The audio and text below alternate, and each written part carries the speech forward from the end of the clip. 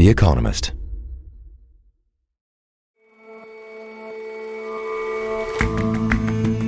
Hello and welcome to The Intelligence from The Economist. I'm Rosie Blore. And I'm Jason Palmer. Every weekday, we provide a fresh perspective on the events shaping your world. People really love to predict a crash, but house prices are just going up and up. We look at why the global market is so resilient and what this means for those desperately trying to get a foot on the property ladder.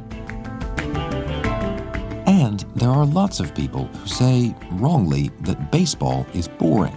Well, now they've got options. We head to an exhibition variant of the game that's got acrobatics and comedy and theater and some lessons for the big leagues.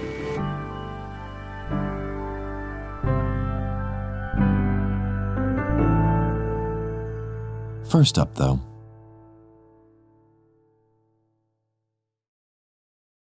So here we are in the shore. We're at the shore already. Oh my goodness, yes, looking ahead, there it is, the Mediterranean. That is a short trip. This is a part of the Mediterranean I did not think I would ever go visit in this way. You wouldn't imagine you'll be here, right? Neither did we. Zanny Minton-Beddoes is The Economist's editor-in-chief. Thank you very much. We are literally 30 meters from the Mediterranean. Greg, you were last here a year ago. How different was it to what you see now? Describe what you see now. I mean, I was thinking on the way in, it's very hard to get your bearings on the way in. I've been here many times. That road that we took, that corridor, I've been through that area. I've passed Salah ad-Din Road, which we drove over, but none of it's recognizable now from before. Greg Karlstrom is a Middle East correspondent for The Economist. Coming in an armored vehicle and coming past just absolute destruction all around, it's strange. It's surreal. That's Rimal. Up there. Yes, that's the Rimal neighborhood. That's the Rimal neighborhood with the boulevard. With the villas, There's a kind of the two-story penthouse. building that looks like it was a restaurant once. Now this is we're walking across the main sea road. You can imagine here there would have been kids on the beach, cafes. It's a different world now. This week, journalists from The Economist became the first media to visit what's called the J-Lots Pier, jutting out from the coast of the Gaza Strip. Americans set up the pier in mid-May to help deliver aid into Gaza, and it has not been a simple success story.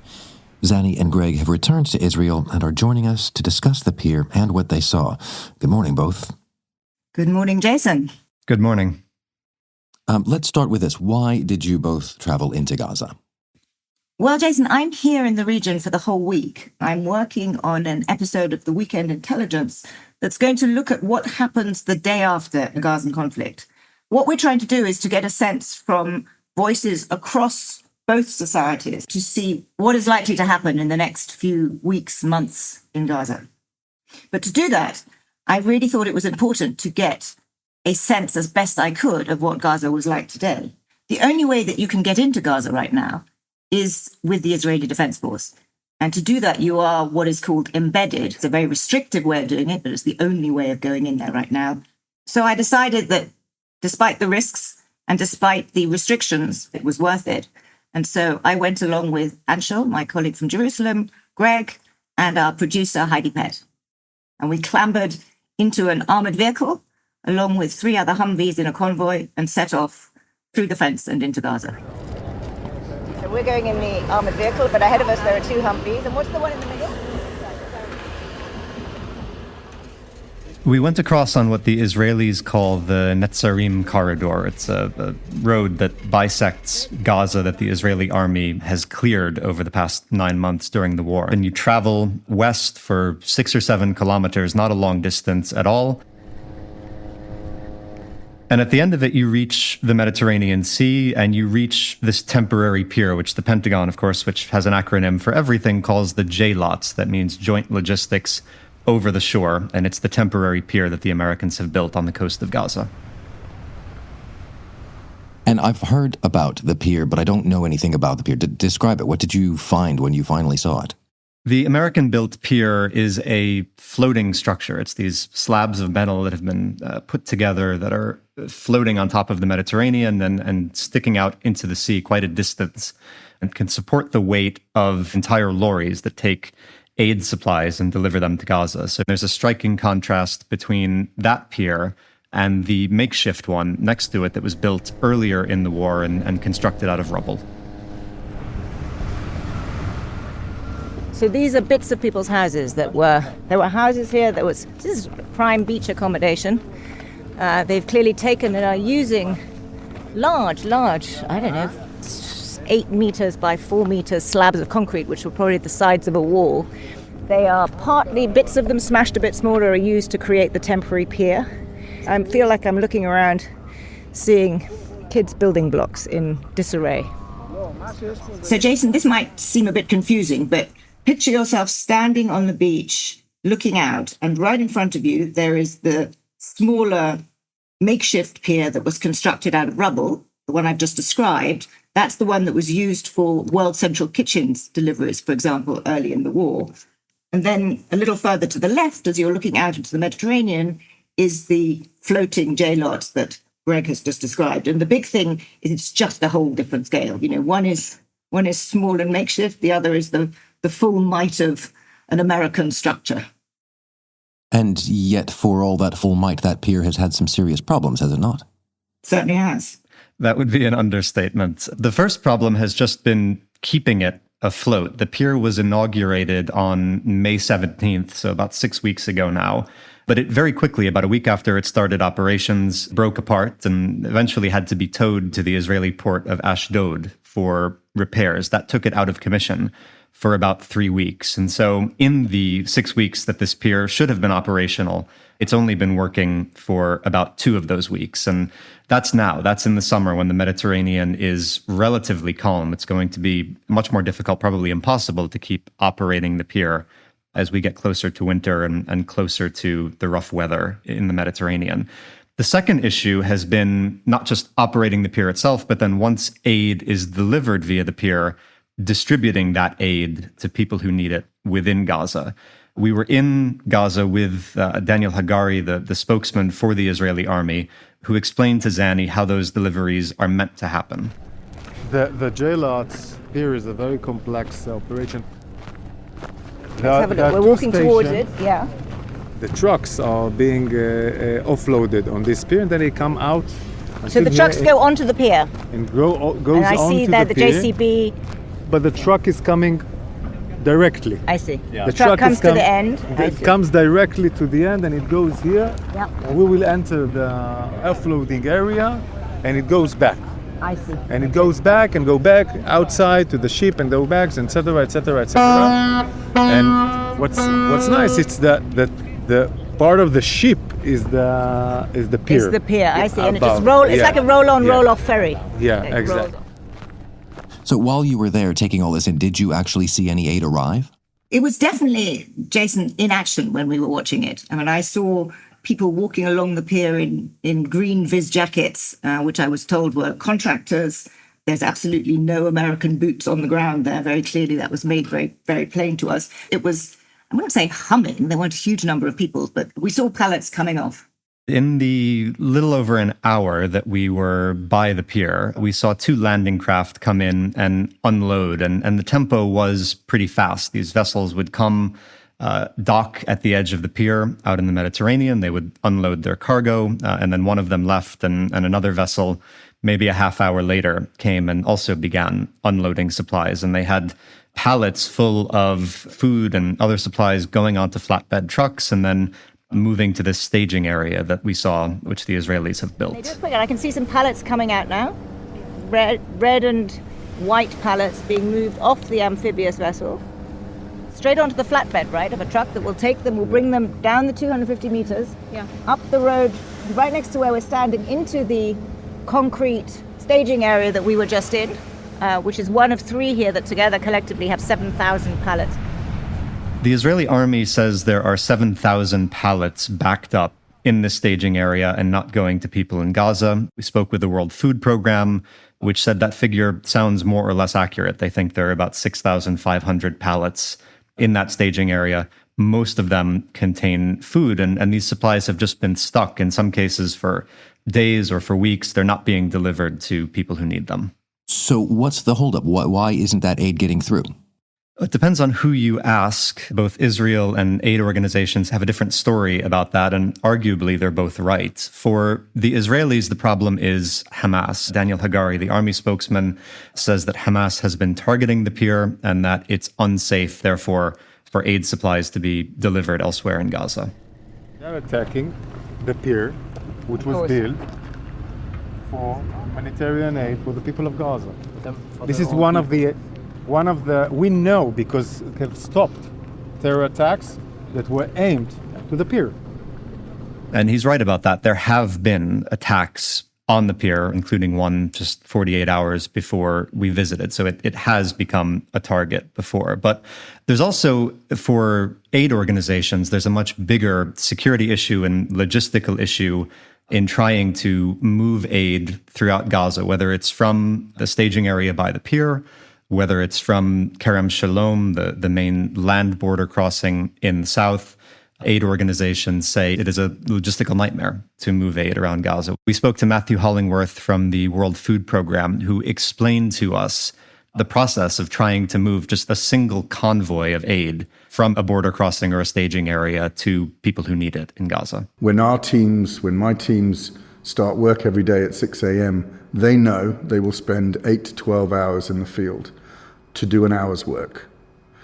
That's sitting at checkpoints, and sometimes sitting in checkpoints when there is conflict nearby, not being given a green light to either move ahead or to retreat and leave an area. In June alone, 2 of the warehouses where materials from JLOTs are delivered to have been hit by missiles.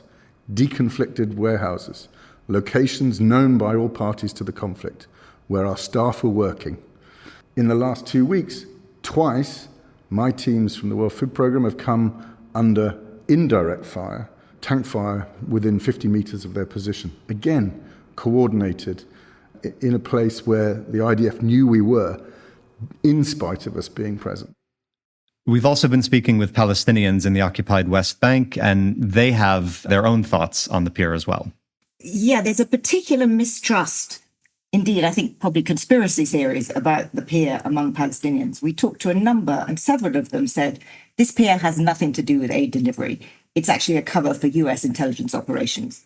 And the reason that they say that is that the pier is also close to the Nusayrat refugee camp, where the recent operation a few weeks ago to rescue hostages took place. And one of the hostages that the Israelis rescued was taken back to Israel in a helicopter that took off from the shore very near the pier. So there is this rife conspiracy theory that this pier has nothing to do with delivering aid and everything to do with helping Israel. That's undoubtedly a conspiracy theory, but it gives you both a sense of the degree of suspicion on both sides, the lack of goodwill, and to me, I guess the pier has become a bit of a metaphor. It's a metaphor for the distance which America is keeping to this conflict. It's become perhaps a metaphor of the inadequacy of the assistance. And it's also become a metaphor for the conspiracy theories and suspicion on both sides. But regardless of your view, it has to be said, it sounds like this pier as a mission has been a failure. The U.S. Central Command says more than 6,000 tons of aid have come in so far since the pier was inaugurated on May 17th. And that's an impressive sounding number. But there's another way to think of that number, which is that throughout this war, we've been talking about aid to Gaza in terms of trucks. How many truckloads of humanitarian aid are coming into Gaza? 6,000 tons of aid coming over the pier, that's the equivalent of between 300 and 400 truckloads. And if you divide that over the 2 weeks that the pier has been functioning, has been in operation, we're talking about 25 to 30 truckloads a day. That is a small fraction, a tiny fraction of what has been coming through the land border crossings. It's less than 10% of what aid organizations say they need each day to come into Gaza. And it's also a far cry from the 150 trucks a day that the Pentagon said this pier would be delivering when they started building it back in March. So it's not nothing, but it's falling short both of the goals that the U.S. set for itself and falling far short of what is needed in Gaza. And the UN said yesterday that it would pause all operations in Gaza unless there was better coordination between the Israeli army and aid agencies. And coming back to the bigger picture, why you're in Gaza to begin with, this question of the day after, how did you leave things? How do you feel about that notion now? Well, that pier we've been talking about was always meant to be temporary and it'll be gone by autumn. What I'm in the region to try and understand is what happens after the autumn, what happens in the next months, in the next year. And I have to say, on the basis of the first 4 days of this, I'm deeply gloomy. I'm gloomy about the scale of the task at hand, the scale of the security challenge, frankly, the sort of magical realism of many of the solutions that are being touted about international forces and so forth. This is really, really hard. We haven't finished our trip yet. We've got a lot more people to talk to. The podcast that we're working on will come out in a couple of weeks, but it's been a really sobering few days. And this is an absolute tragedy. It's 2 million people in just appalling conditions in a place that has been flattened, scale of destruction that is hard to fathom, in the midst of a conflict that I can really see, regardless of whether there'll be a short-term ceasefire or not, a deep, deep conflict and deep suspicion, a deeply traumatized Israeli society, hugely traumatized Palestinian society, anger, radicalization, fury on both sides, and frankly, a largely absent international community. Jason, I'm giving you my sense now. I reserve the right to change my mind. The podcast may come out somewhat differently, but I have to say, all the voices that we've talked to, and there have been many, have made me feel that this is going to be really, really tough. Zanny, Greg, thank you both very much for joining us. Thank you. Thank you, Jason.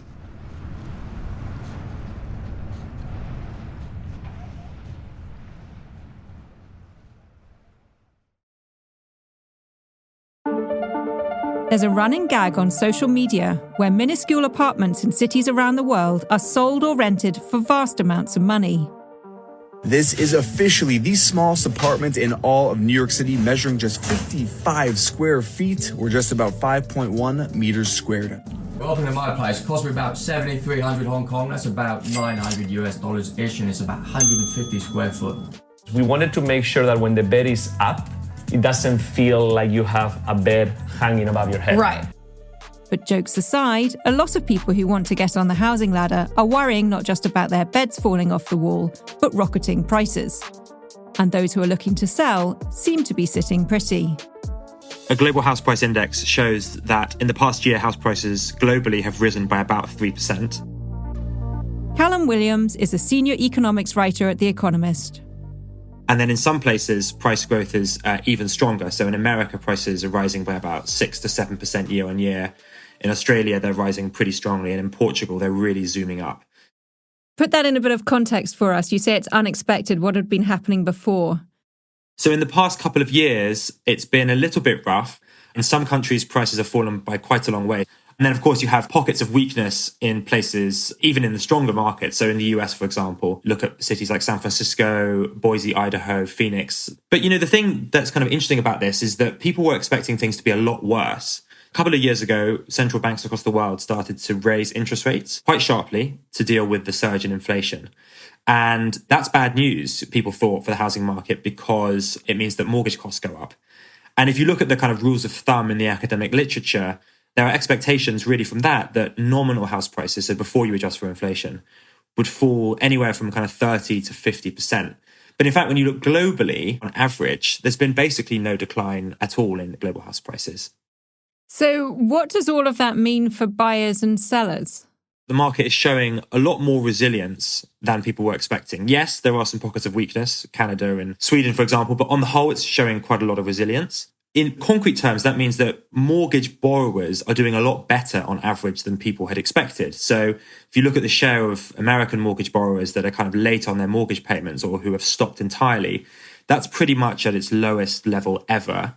We find similar data in Europe, with the possible exception of Germany. There's basically almost zero evidence of severe mortgage distress in response to these higher rates. And so that raises the question of why is this?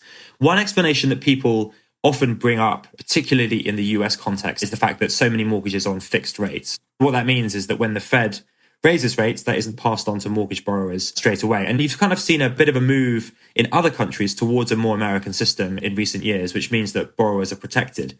The interesting thing is that that can't be the whole story, because you're still getting new people coming into the market who are happy to pay these higher rates, taking out new mortgages and coming into the housing market that way.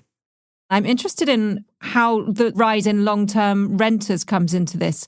We ran a piece on The Intelligence just recently about generation rent.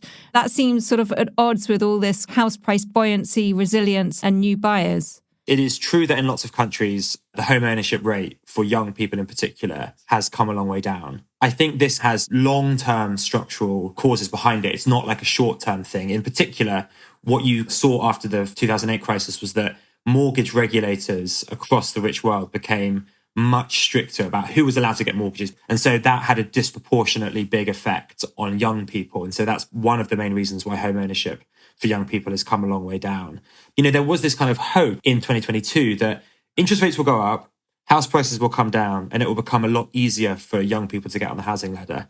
Theoretically, that was always wrong, because when house prices come down, that's normally for a reason. House prices would be down, but mortgages would be a lot more expensive. The situation we're in now is that house prices have remained very high, and so there's no places really where we're seeing a meaningful reversal of the long-run decline in home ownership among young people.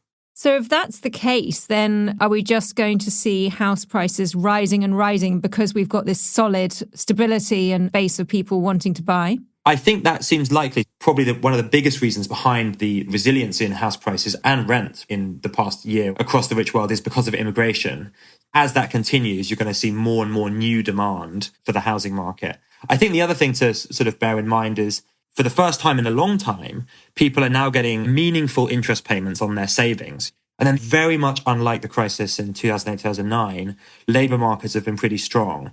And so what that means is the cost of your mortgage has gone up, but the amount of money that's coming in on an annual basis has also gone up. And on average, it's gone up by a lot more. So normally when we get a rise in house prices, people immediately start talking about housing crashes. But I think you're saying there isn't a danger of a housing crash now. Yes, of course, there are still places, even in the most buoyant housing markets, where things do look weak. But if you're in a situation where the incomes of those homeowners are doing actually pretty well, then it's hard to see how there could possibly be any kind of meaningful housing downturn. And what happens next? Probably we'll be in a situation in a few months' time when the majority of central banks will be cutting interest rates, and that will feed into mortgage rates for those on variable rates and those who are coming into the market for the first time. So again, it's kind of hard to see how there's going to be anything really nasty happening in the global housing market. Callum, thank you so much. Thanks, Rosie.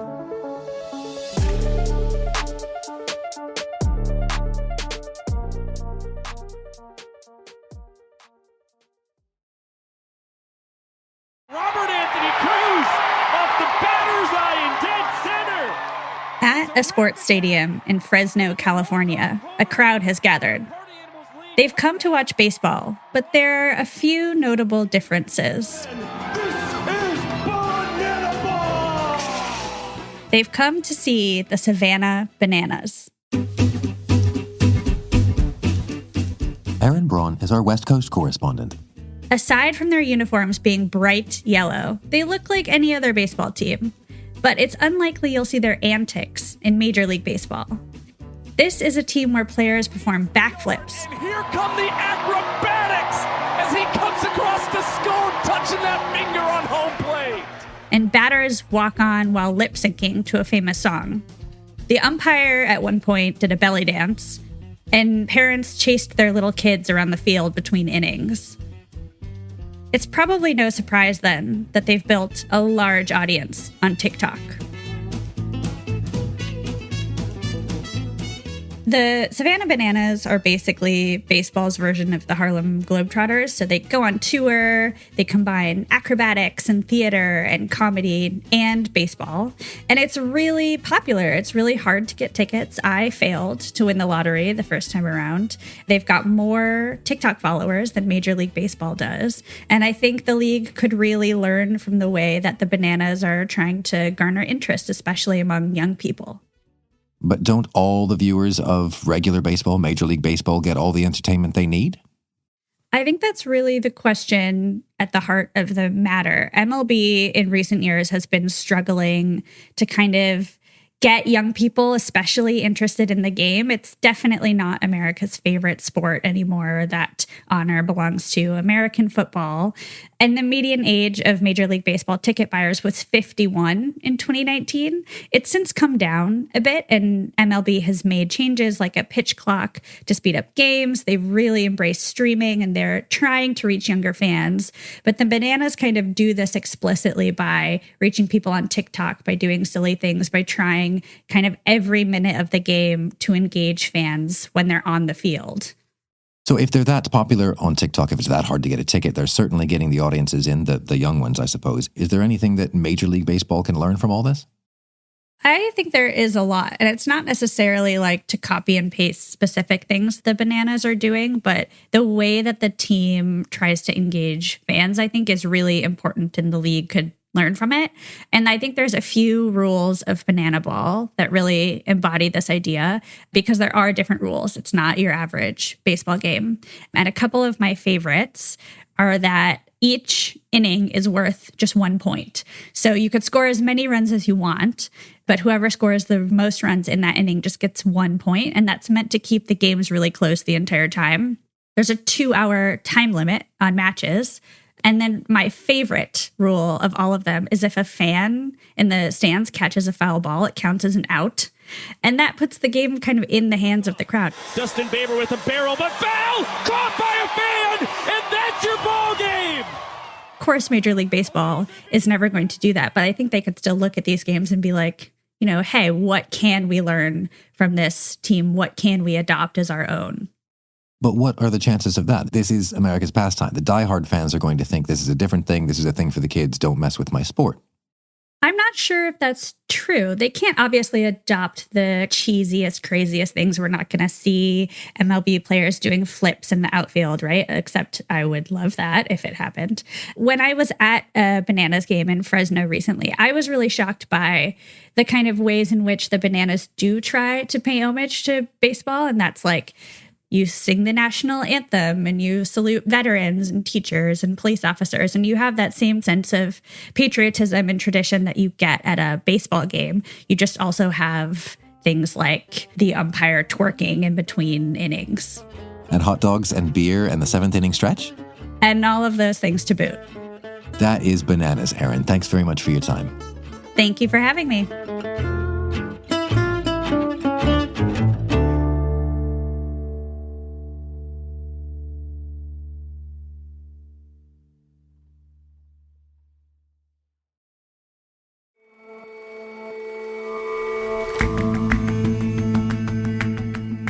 That's all for this episode of The Intelligence. We'll see you back here tomorrow.